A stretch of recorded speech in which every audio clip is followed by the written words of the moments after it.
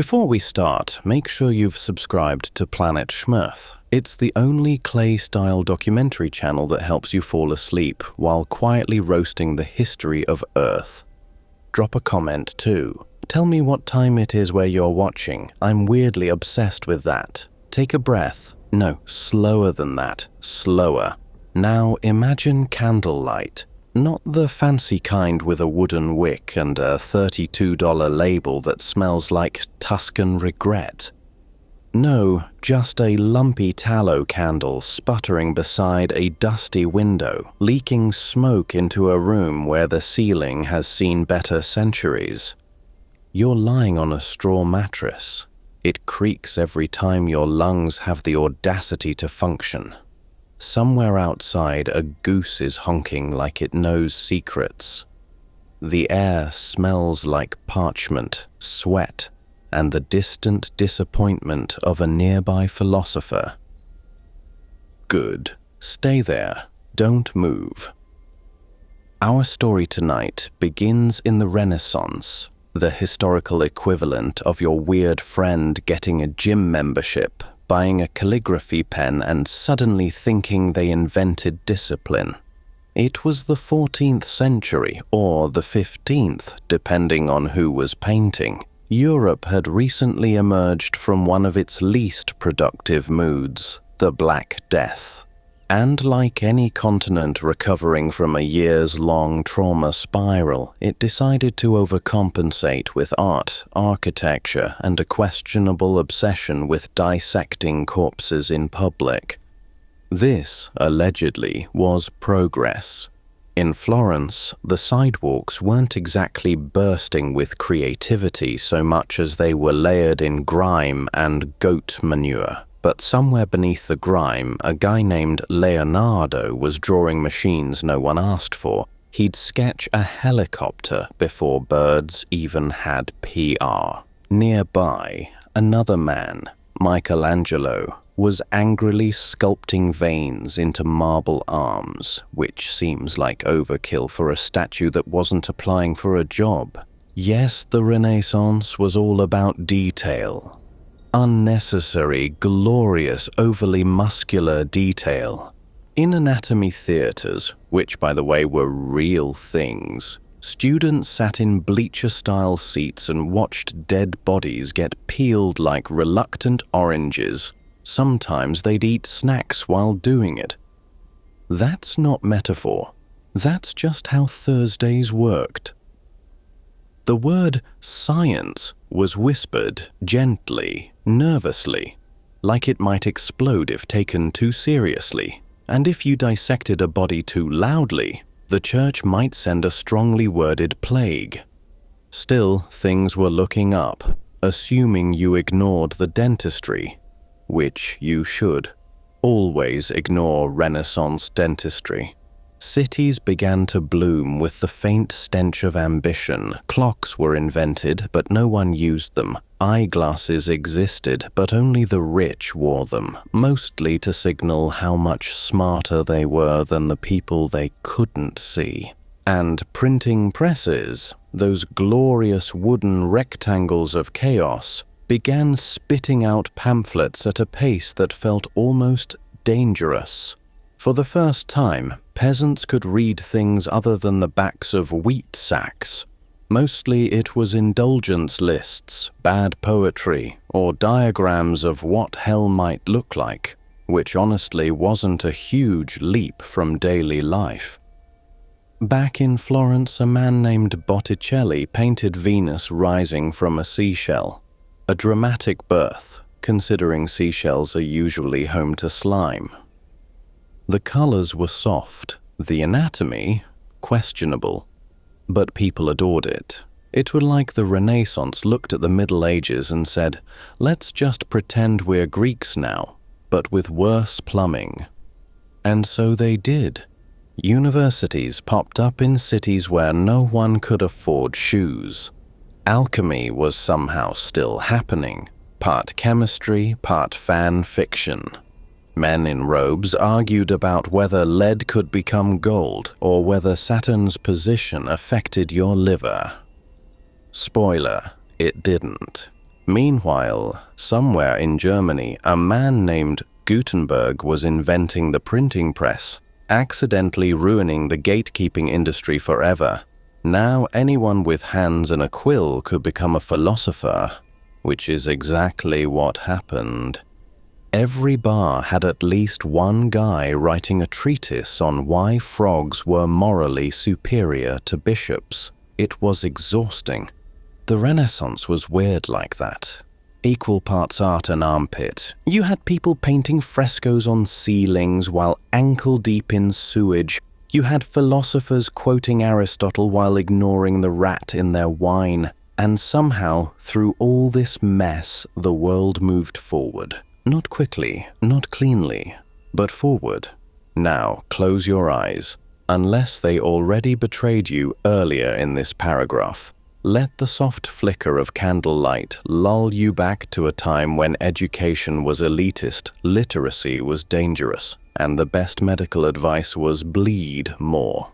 You're drifting now, gently, stupidly, into the oddly ambitious chaos of the Renaissance.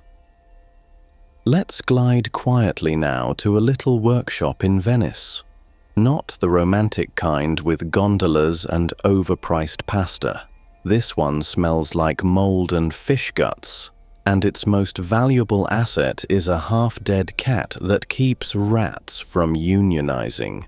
Inside, a man named Paolo is attempting to mix pigments. He doesn't know it yet, but he's inhaling powdered lead like it's powdered sugar. His hands are permanently tinted blue from crushed lapis lazuli, which was, at the time, more expensive than gold and about as digestible as gravel. He's painting the Virgin Mary again because that's what pays. If you wanted to paint a duck or a potato back then, you had to do it under the guise of religious metaphor, so you'd call it the martyrdom of Saint Goose and hope no one asked questions. Out on the canals, merchants were busy pretending they weren't smuggling beaver pelts and questionable relics.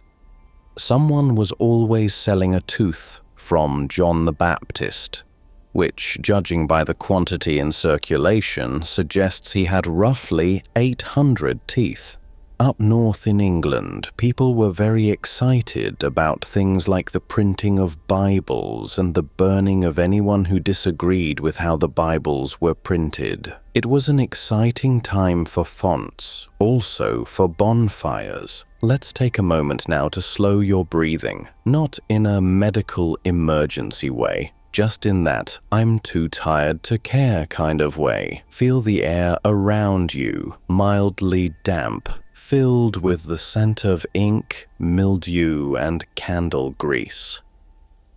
You're in a room with no insulation, no glass in the windows, and one pair of wool socks you've worn since last Michaelmas.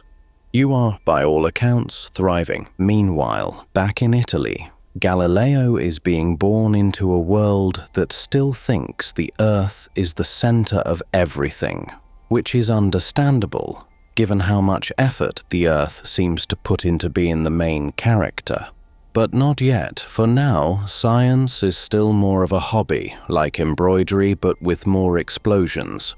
Take, for example, the popular Renaissance pastime of mixing mercury with literally anything and rubbing it on your skin.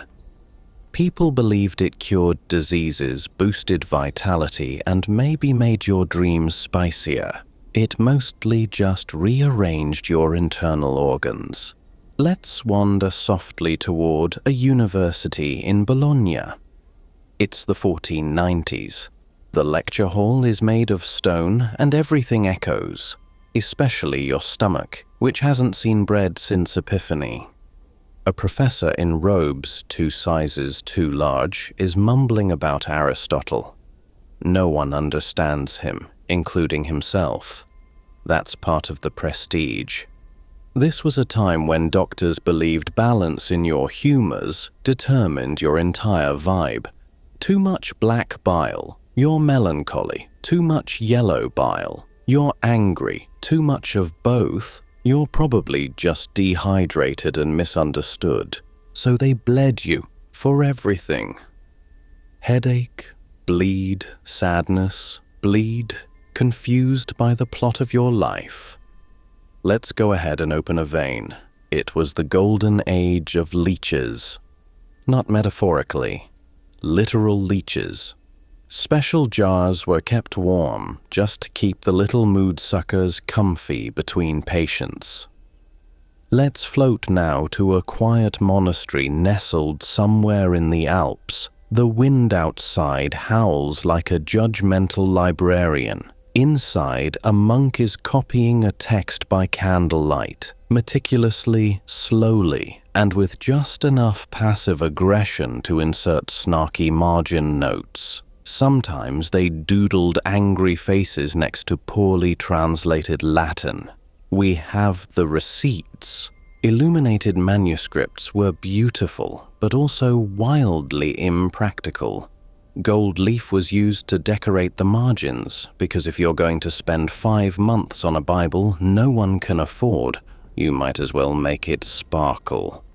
Outside the monastery, the Renaissance continues doing what it does best, fumbling toward progress while wearing a toga that doesn't fit. In Spain, explorers are gearing up to discover places that already had people. Cartographers are drawing dragons on maps just to fill space, and the stars are still being blamed for everything from crop failure to romantic rejection. Now breathe in deeply through your nose. Smell that. That's centuries-old dust, wet wood, and the distant scent of sheep who do not want to be involved. You're sinking now into the itchy comfort of Renaissance wool blankets and the intellectual chaos of a species rediscovering curiosity. This was a time when people thought comets were angry sky serpents, when a bath was suspicious behavior, when the average lifespan was long enough to complain, not long enough to fix it. But still, something was shifting. People were thinking, reading, challenging things, poorly, messily, often while coughing up blood. But still, the Renaissance was weird, and thank the proto-capitalist gods for that.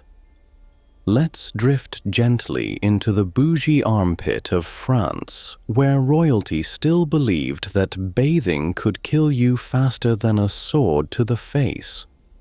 King Louis XI, for instance, once wore a wax figurine of the Virgin Mary on his hat like some kind of holy Pokemon. His court physician advised against bathing because it could open the pores, which apparently made evil spirits more aerodynamic. Instead, people bathed in perfume. The concept of clean became more of an olfactory negotiation. If you stank in a floral way, that was considered hygiene.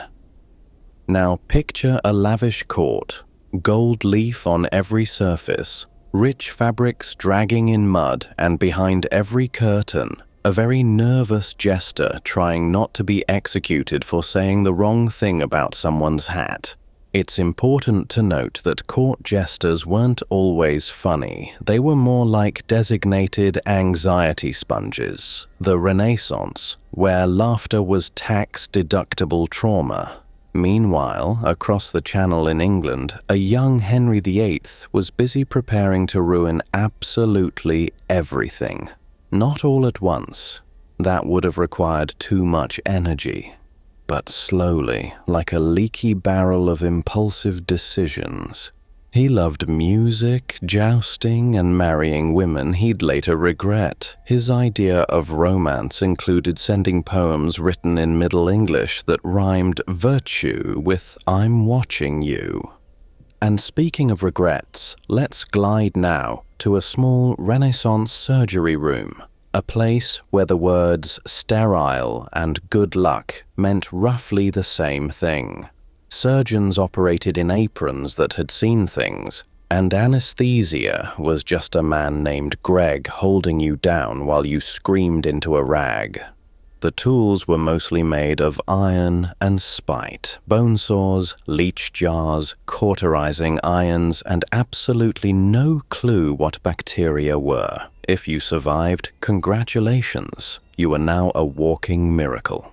Also probably missing several useful body parts. Now, imagine yourself lying back in a wooden bed frame listening to the echo of church bells in the foggy distance. The linen's rough, the candle's almost gone, you're drifting or bleeding.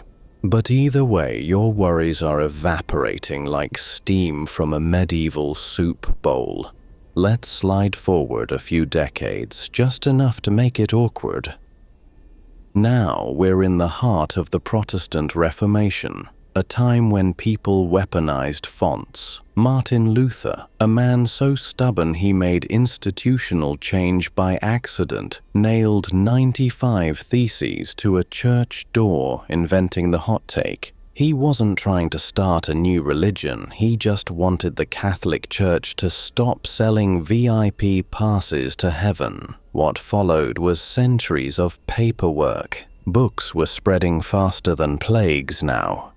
And with every pamphlet printed, someone somewhere was reading why you're definitely smarter than your priest, and nodding smugly.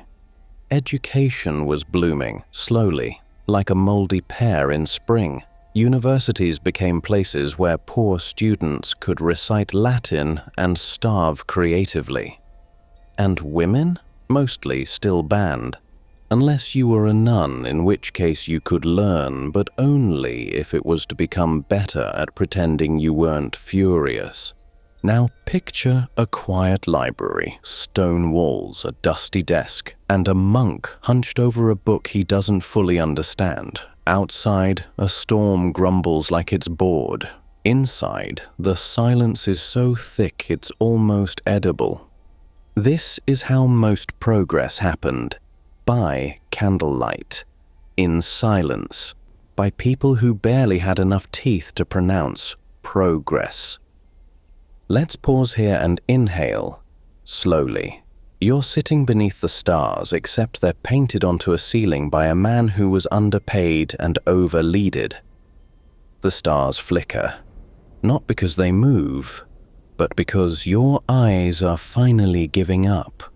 You're safe. You're soft. You're wrapped in the absurd certainty that someone, somewhere, thought bleeding from the forehead was a good way to realign your personality. The Renaissance was weird, and we haven't even gotten to the wigs. Let's ease into France again. But this time it's the late Renaissance, and the nobility has discovered wigs. Not because they liked hair, no. That ship had long since sunk in a sea of lice and syphilis. They wore wigs because their real hair had either fallen out or gone into hiding. Powdered wigs became status symbols. The bigger, the better. If your head didn't look like a frosted bundt cake perched on a scarecrow, were you even noble? And the powder? It wasn't just for looks, it was laced with crushed starch, lavender, and sometimes arsenic, which, yes, may explain the faint whiff of mortality in most salons. The poor, of course, couldn't afford wigs, they just had hair. Gross. Let's float now to a barber shop. Not the hip kind with leather aprons and ironic beards. This was the kind where your local barber also pulled teeth, stitched wounds, and bled you for basically any emotion you displayed. He had a pole outside his shop, red for blood, white for bandages, which means that yes, the barbershop pole is literally a medieval trauma advertisement. Sweet dreams. Now sink back into your straw mattress. It's infested, but they're the good kind of bugs. Slow, friendly ones who won't bite unless provoked or mildly curious. Outside, the town is asleep. All 6 people. The bell tower is tilted, the church is crooked, and the apothecary has fallen asleep face first into a jar of pickled goose fat. Peace. Let's continue our journey with something relaxing. Witch trials. Yes, the Renaissance wasn't all art and inventions. It was also mass paranoia with very creative punishments. If your bread rose too fast, your neighbor might accuse you of consorting with Satan. If your bread didn't rise at all, same outcome. Witches were mostly women, mostly harmless, and mostly doomed. Tests included throwing you in a lake to see if you floated, which was bad, or poking you with sticks to see if you didn't bleed, which was worse, or just asking your goat if you seemed off lately. The only winning move was not being poor, old, single, outspoken, or literate. In other words, good luck. Let's tiptoe now into a quieter part of the Renaissance, where music was evolving softly behind the screeching of tortured cats and flat recorders. The lute was the instrument of the age. It sounded like a harp that had given up. Everyone with fingers wanted to play it, especially men with feathered hats and too much self-esteem. Madrigals echoed through castle halls, sung by people who had never once smiled in a painting. Harmony was new. So was the concept of tuning. Breathe in. You are lying beneath a vaulted ceiling. A small fire crackles. A dog sleeps nearby. You're listening to two drunk nobles attempt a duet about a goose who betrayed them. You've never felt more at peace. Now zoom out. Let's check in with the science nerds of the Renaissance, or as they were known then, dangerous weirdos. Galileo is peeking at the sky through a telescope he basically built out of anxiety and ground glass. He sees moons orbiting Jupiter and thinks, this changes everything. The church says no, it doesn't. And then they threaten to unfriend him, aggressively. Copernicus had already suggested that Earth might not be the center of the universe, but nobody really listened until Galileo got receipts. It turns out that facts, while interesting, are less welcome than incense. Even so, progress snuck forward. Astronomers mapped the heavens, mathematicians made triangles feel important, and anatomists labeled every part of the human body except the emotional void behind the eyes. Let's drift now toward the kitchens of the Renaissance. Not the clean kind. Not any kind, really. Just a room with fire, questionable meat, and someone aggressively boiling cabbage into submission. Forks were still suspicious in many regions. People used knives, spoons, or their God-given hands. Napkins were replaced by shirt sleeves, tablecloths, or simply gilt. Feasts were elaborate, especially if you were rich and bored. You could expect a swan, roasted and redressed in its own feathers. A pie that screamed when cut. It had live birds inside. And a dessert made mostly of sugar and denial. But don't worry, your average peasant dinner was far simpler. Usually bread, more bread, something called pottage, and if it was a lucky day, bread again. You're full now of carbs, of candle smoke, of Renaissance contradictions, and sleep. Now let's slow float into the Renaissance bedroom, or what passed for one, a room that was too cold in the winter, too hot in the summer, and always somehow damp. The mattress? Straw, if you were lucky. Fleas if you weren't. Both if you were normal. Pillows were reserved for the wealthy and sometimes stuffed with bird feathers, sometimes just anxiety. Privacy didn't exist. People slept in groups, for warmth, for safety, and because walls were more of a suggestion than a guarantee. And sleep itself, segmented. You'd go to bed after sundown, sleep a few hours, wake up in the middle of the night to reflect, pray, talk, or stare blankly into the fire, then go back to bed for round 2. Sleep wasn't a luxury. It was something you negotiated with darkness, your neighbors, and whatever creature lived in the ceiling. Let's not linger. Let's hover toward education. A Renaissance classroom was a place where learning happened very slowly and very loudly. Professors read from books while students copied every word, not because they needed it, because paper was too expensive to waste on thinking. There were no multiple-choice quizzes, no projectors, just a guy yelling Latin at you while geese honked outside. Most universities were filled with boys from wealthy families trying very hard not to catch tuberculosis before graduation. Girls weren't invited unless they were pretending to be boys or nuns or ghosts, which, depending on the school, worked about 30% of the time.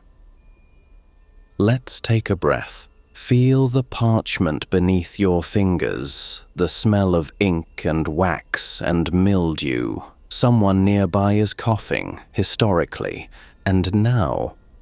The arts. Ah, yes, the arts. This is what the Renaissance is supposed to be about. Paintings, sculptures, majestic ceilings no one asked for, dramatic hands reaching toward questionable theology. You know the one. Let's start with Leonardo da Vinci. He painted The Last Supper. He also sketched flying machines, dissected corpses, designed war machines, studied water flow, and probably forgot to return his library books. He was a genius, yes, but also an overachiever in the most exhausting way. He would start 40 things and finish 1, and even then only because someone rich threatened to withhold cheese. Now, Michelangelo, on the other hand, sculpted David, a perfect man, carved out of rock, with an expression that says, "I just realized how cold this church is." He painted the Sistine Chapel ceiling lying on his back, covered in paint drips and regret. It took him 4 years and most of his vertebrae. And what about Raphael, not the turtle? The artist. He was charming, talented, and dead by 37, which in Renaissance years meant he lived long enough to be impressive and short enough to be romanticized. Together, they helped define what art could be: divine, human, sensual, confusing.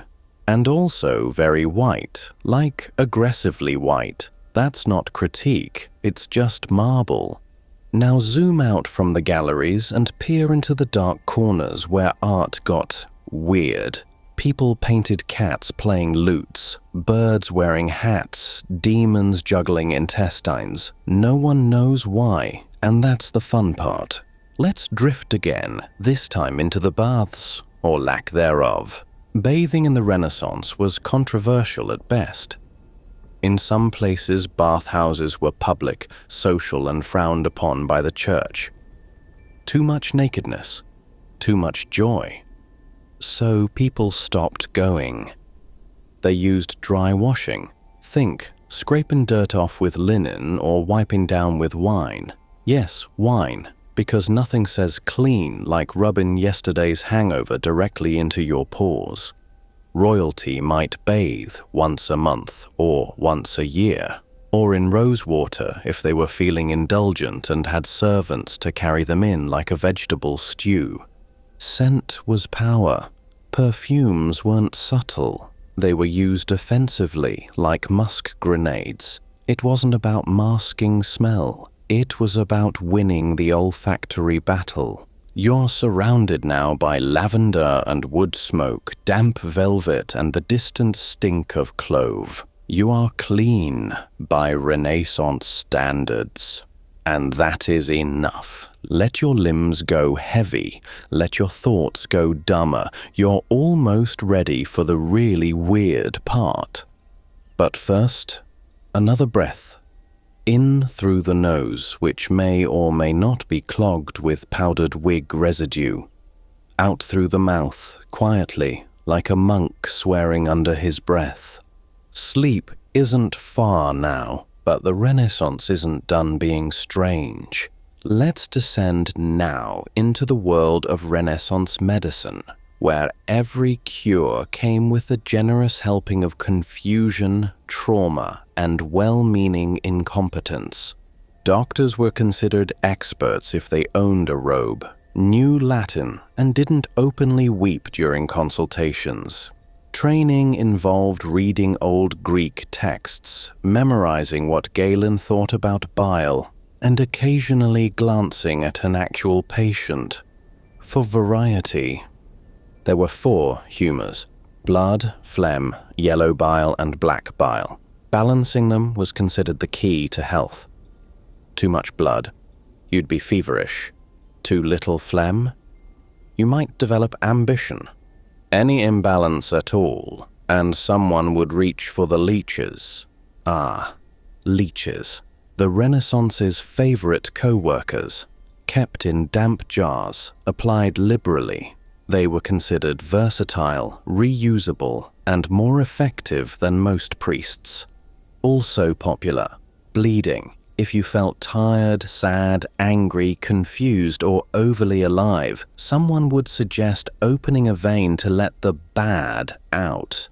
They might even smile while doing it. Now breathe in slowly. Let the scent of iron tools and wet linen wash over you. Imagine you're sitting on a wooden stool while a man in a feathered cap tells you that your spleen is acting moist. You are calm. You are bleeding. But most importantly, you are part of the Renaissance healthcare system. Let's now gently stagger over to the world of inventions, because for all its flaws, the Renaissance was suspiciously creative.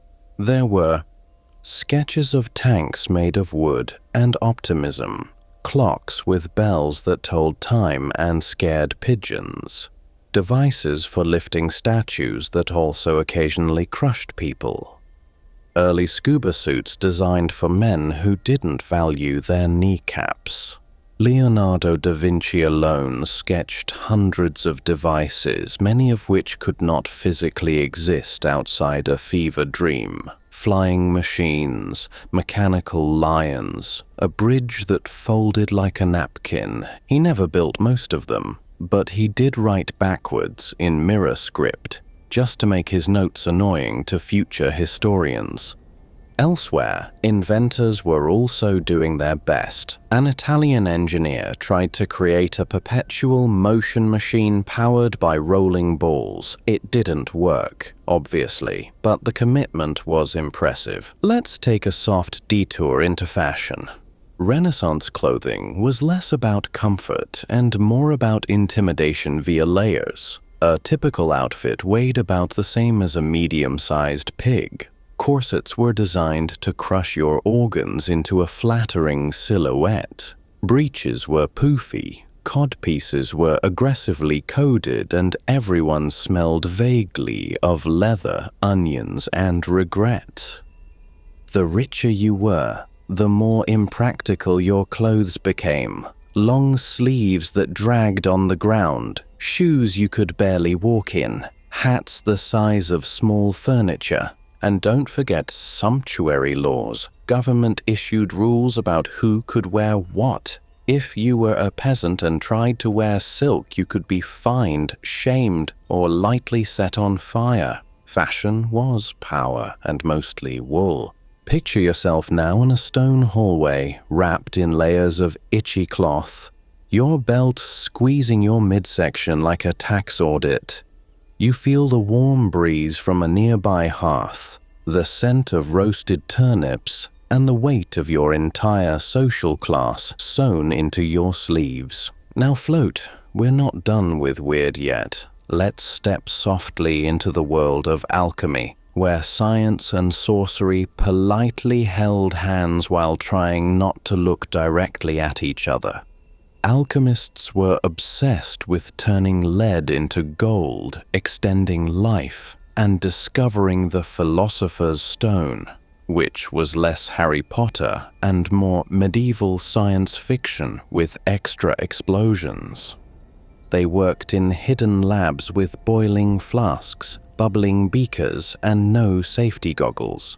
They believed that metals aged like people and that, with enough effort, a dirty rock could grow up to be rich.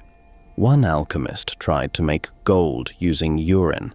Many tried, actually, because science at the time was 40% hope, 30% fumes, and 30% what if we boil it again? Some of them were frauds, some were geniuses, most were both. But alchemy eventually evolved into chemistry, mostly after people got tired of accidentally setting their beards on fire. Let's pause here. You're surrounded by bubbling glass. The air smells like sulfur and old citrus peels. Somewhere in the distance, a flask cracks softly, like a whisper from the elements. You are learning. You are hallucinating. You are deeply, profoundly asleep. The Renaissance was still warming up. Let's shift softly now to the Renaissance courtroom, where justice wore tights and subtlety was not yet invented. Courts were theatrical. Accusations were public, punishments were creative. Not in the good way, more in the wait, you're going to do what with that way. Trials were loud, biased, and occasionally based on dreams, rumors, or the suspicious angle of someone's hat. You could be accused of heresy for sneezing too close to a bishop, or for reading the wrong book, or for being left-handed and not apologizing for it. Torture was a sanctioned warm-up act, not to extract truth necessarily, just to speed up the confession process because trials were expensive and lunch was at noon. There were Iron Maidens, racks, thumbscrews, devices invented by people with too much time and unresolved issues. The whole concept of due process was still under construction. And most courtrooms didn't have chairs because comfort was considered morally suspicious. Imagine now a heavy wooden bench, a smoky room filled with murmuring men in cloaks, and a prosecutor shouting something about demons possessing your garden gnome. You are not winning this case, but at least you'll make it into the local pamphlet. Now float forward to daily life, the part of history no one paints because it involves poop. Renaissance cities were vibrant. They were also filthy. Streets doubled as sewers. Waste was dumped from windows with a shout, often "Gardiloo," which loosely translates to "Look out below, this is going to be gross." People wore shoes mostly to delay the inevitable. Paved roads were rare. Soap was a luxury. And rats were employees. Water wasn't safe to drink, which is why everyone drank beer and wine, including children, clergy, and your horse, if it was cool. It wasn't about partying. It was about survival with a buzz. Bread was life. There were entire riots over bread. If your city ran out, you didn't just go hungry. You blamed it on witches, foreigners, or poorly aligned stars. Now slow your breathing. You're seated at a wobbly wooden table, sipping slightly fizzy medieval beer. Your bread is hard enough to insult someone with, and your neighbor is softly humming a folk song about turnips that betray you. This is peace. This is Renaissance Zen. Let's meander into the world of childhood, where toys were wooden, school was terrifying, and no one used the word childhood. Kids were small adults. They worked, they cleaned, they got married at 14 if their parents were feeling ambitious. Education was mostly for boys, unless you were rich or in a convent. And even then it was Latin, Bible verses, and a long scroll of ways to disappoint your elders.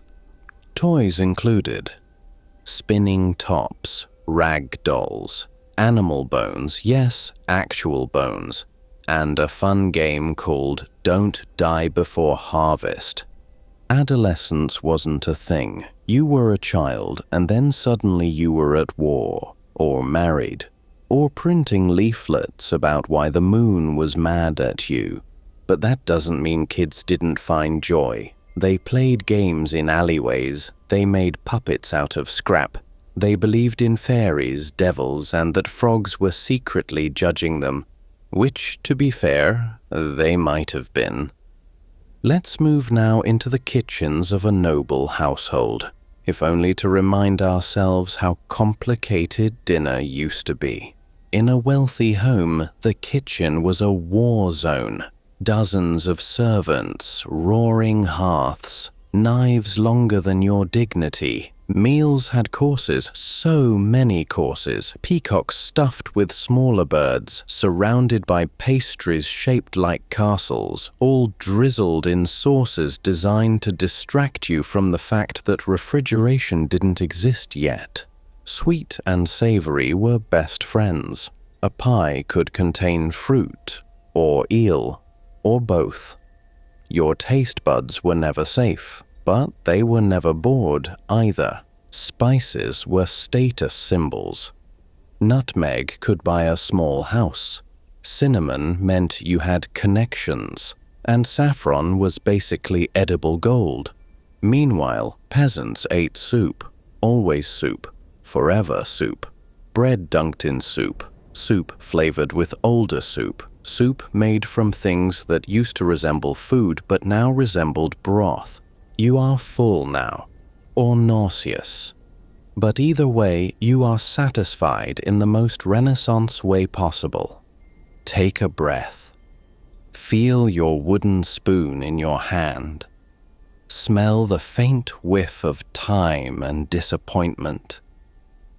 And now, let's talk about plagues. Let's gently, lovingly tiptoe around the Black Death. Except we can't, because it tiptoed into Europe and slapped 1/3 of the population off the map. By the time the Renaissance was really getting rolling, the plague had already hosted multiple sold-out tours through cities, villages, and monasteries alike. It traveled on fleas, which traveled on rats, which traveled on ships, which traveled on poor decisions.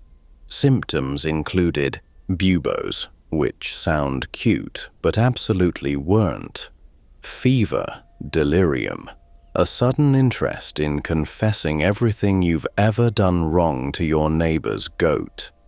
People tried everything to cure it. Bleeding, obviously, burning aromatic herbs, praying loudly and/or judgmentally, flogging themselves in the street as a group bonding activity. Some towns literally sealed their own gates and waited. Others built new cemeteries so fast they ran out of shovels. And yes, this was still considered the rebirth of learning. But somehow, after enough coughing, burning, and blaming strangers, the plague receded. Not vanished, just took a vacation. It would be back, but for now, Europe exhaled, softly and through several layers of fabric. Let's slow breathe our way into philosophy, because while half the continent was lighting incense and hoping not to die, the other half was deeply concerned about whether reality was real. Renaissance thinkers were obsessed with rediscovering ancient texts, not writing new ones. No, that would require originality. They wanted to dig up what Plato, Aristotle, and friends had said 1,500 years earlier and argue about it until everyone left the party. Scholars met in smoky rooms filled with scrolls and pessimism. They debated the soul, the cosmos, and whether the moon cared about their feelings. It was serious work until you realized most of them hadn't eaten a vegetable in a decade. And this was progress.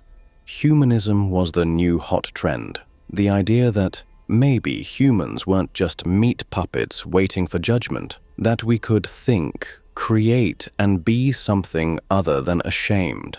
A bold claim, one the church tolerated only in small doses. You are now reclining on a stone bench, surrounded by parchment, candlelight, and very tired Latin. Outside, the city rustles. Inside, your professor is still explaining how Aristotle thought fire wanted to rise because it was emotionally ambitious. You understand nothing, but the cadence is relaxing. Let's now, with full sarcasm, visit travel in the Renaissance. You didn't just hop on a train or book a boat. You packed salted meat, signed a will, and prepared to die, if you could afford the tolls, bribes, and diseases along the way. Roads were dangerous. Bandits, wolves, holes. Maps were vague. They used words like "here be dragons" and probably ocean with the confidence of men who'd never been outside at night. Carriages were wooden torture chambers. Ships were worse. A combination of rats, scurvy, and vomiting into your own shoes. But people still traveled. Pilgrims walked across Europe for reasons that ranged from deep spiritual longing to, "I needed a break from my wife's turnip soup."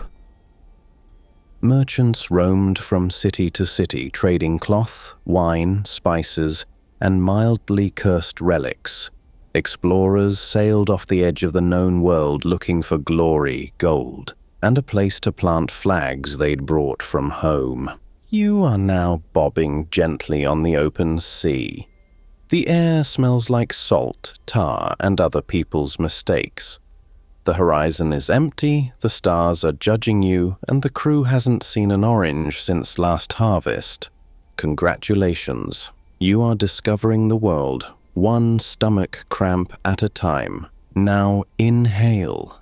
Let the stale wind fill your lungs. Let the creak of rope and wood lull you. Let the complete absence of personal space comfort you in a way that's weirdly effective. We're almost through the Renaissance, but we still have to visit love.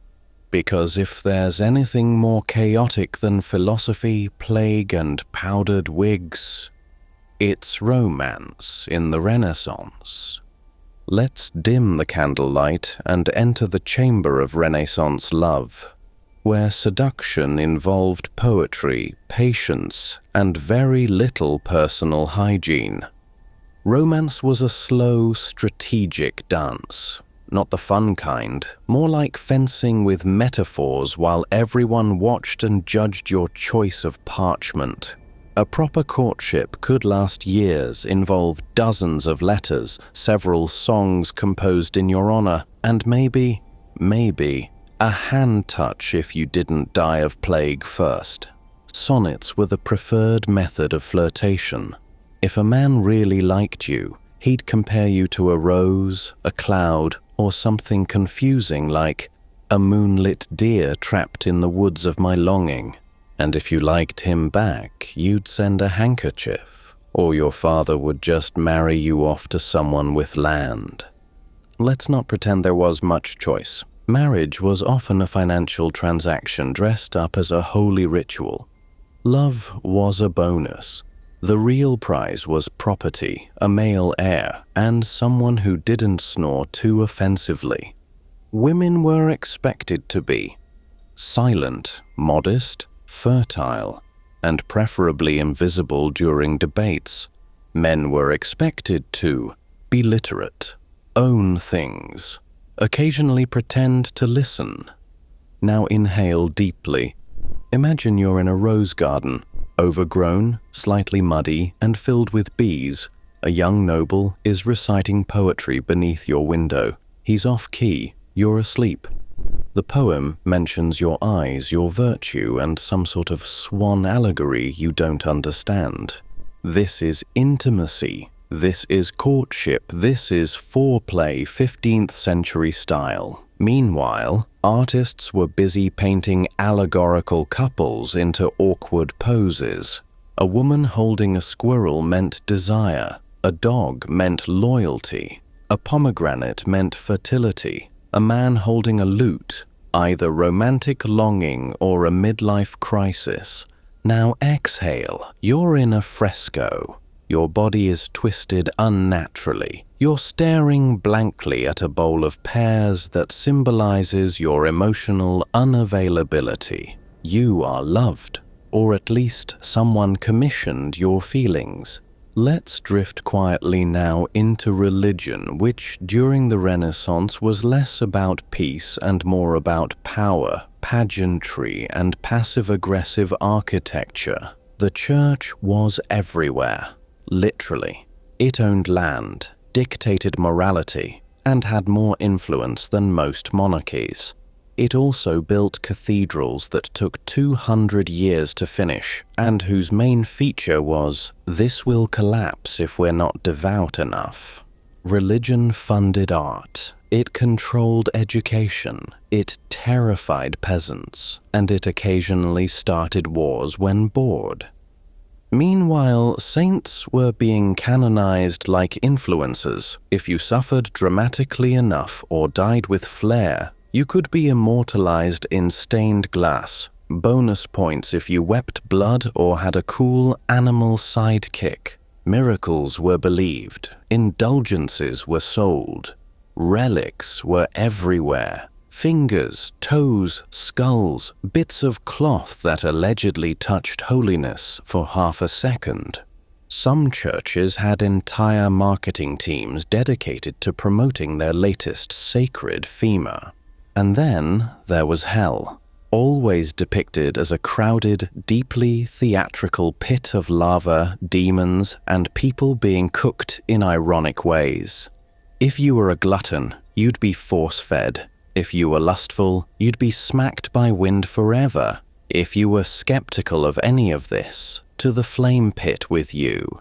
Now slow your breath. You're sitting in a pew. There's incense in the air, Latin in your ears, and mild spiritual dread vibrating in your kneecaps. You are forgiven. Maybe. Let's glide one last time through the halls of power. Because while the Renaissance birthed philosophers and painters, it also gave us kings, queens, and enough court intrigue to make reality TV look underproduced.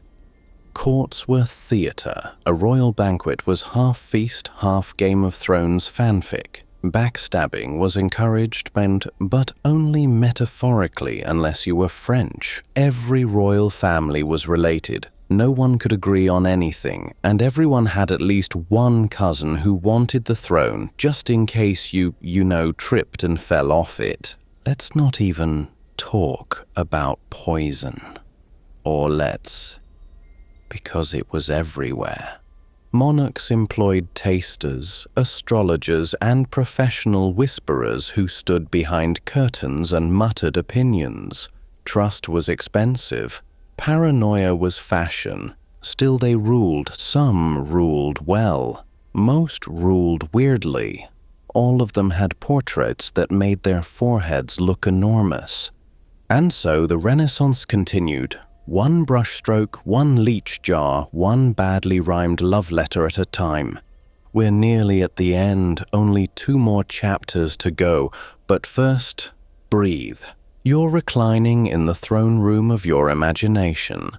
Your wig is tall. Your soup is lukewarm. Your enemies are definitely plotting, but you're too sleepy to care. You're ready for the final act. Let's now drift toward the Renaissance death ritual, which, let's be honest, was kind of the main event. Death wasn't rare. It was the expected season finale of every chapter. People died of fevers, infections, falling off things, looking at a bishop wrong, getting too excited about figs. But death was also an occasion, a ritual, a community performance piece with candles, incense, bells, and just enough organ music to ensure no one actually relaxed. If you were rich, your funeral came with a parade of paid mourners. Professional criers who wept loudly, dramatically, and for the right price would mention how generous you were with bread. If you were poor, you were buried in a communal pit, often beneath a church beside a latrine or somewhere loosely defined as ground adjacent. Tombstones became art. Skulls were carved with flair, hourglasses, angels, wings, skeletons eating bread.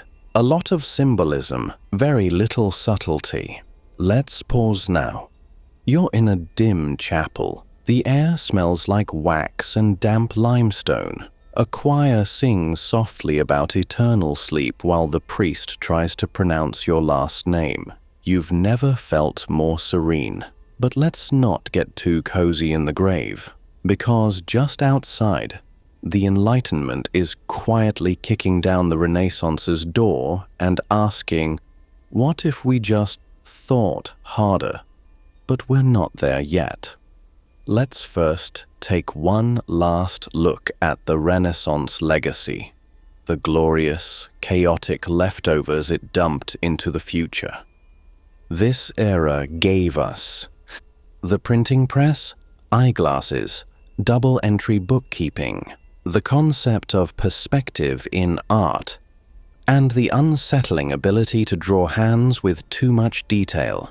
It also gave us bloodletting, public dissections, hundreds of new ways to mispronounce Latin, and about 6 popes named Clement who all had deeply suspicious hats. The Renaissance was humanity's first real attempt at looking around and going, wait, are we stupid? Are we doing this wrong? And the answer was, yeah, but let's paint it anyway. Let's breathe in the final air of this overly ambitious era. You're sitting in a library. The books are bound in leather. The ink still smells fresh. You open a page, and it's just more Aristotle. But now you understand. The contradictions. The obsession with progress wrapped in plague blankets.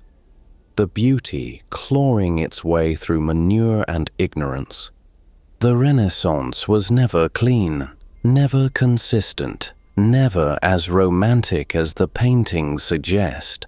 It was a fever dream of ambition, a muddy rehearsal for modernity, a beautiful broken middle child of history trying to impress everyone and mostly just getting covered in soot. And yet, it worked. Sort of. The world came out of it with a new sense of possibility, a few less teeth, and a strong desire to keep pretending we knew what we were doing. Which is, frankly, the most Renaissance thing of all. Take a final breath. You're wrapped in wool, illuminated by candlelight, and your last coherent thought is that maybe, just maybe, we peaked when we invented pants with 14 buttons and called them reasonable. Next up, the age of reason. But not yet. We've got one final stretch before you fully drift into sleep, or into the Enlightenment, or possibly both. Let's dim the torches and peek once more into the cobblestone labyrinth of the late Renaissance, now creaking under the weight of its own genius. The artists, they're tired, their wrists hurt. They've spent 40 years painting ceilings and explaining why everyone in the background is holding a melon. The philosophers, they're suspicious. New ideas are creeping in. Ideas like science and maybe the earth isn't embarrassed to exist. The clergy, they're still tense. Books are spreading, people are reading, which is always a threat to anyone wearing robes professionally. And the peasants, still making soup, still dodging disease. Still wondering if Renaissance meant anything at all when your roof is made of straw and your shoes are dreams. But something is shifting. The world is starting to ask better questions. Not just what is man, but why do rich men own all the maps? Why does the moon move like that? And what happens if we build a machine that thinks? This isn't the Enlightenment yet, but it's knocking quietly while adjusting its wig and hiding its math. Now breathe. You are in a tower. The sky is clear. The stars are pinholes in the velvet of the universe. A man with a telescope is trying to convince a group of nervous scholars that Saturn might have ears. They do not believe him, but he will keep talking anyway. This is how things begin. Let's leave behind the plague carts, the goose trials, the gold-leafed nonsense, and the burning barrels of questionable justice. Let's step softly into the dream the Renaissance was trying to have. The dream where humans matter, where knowledge grows, where art makes people feel something other than cold. Let's leave the libraries open, the scrolls unrolled, the ink wet. You've heard the story now. You've wandered through workshops and war zones. You've smelled boiled cabbage and powdered nobility. You've listened to anatomists whisper to cadavers and watched poets duel with metaphors. And now, at last, you can rest. Let the candle burn low. Let the parchment curl at the edges. Let the stars shift 1 degree to the left, just for you. You've survived the Renaissance, you've survived planet Schmirth, and you've earned sleep. Good night, historian.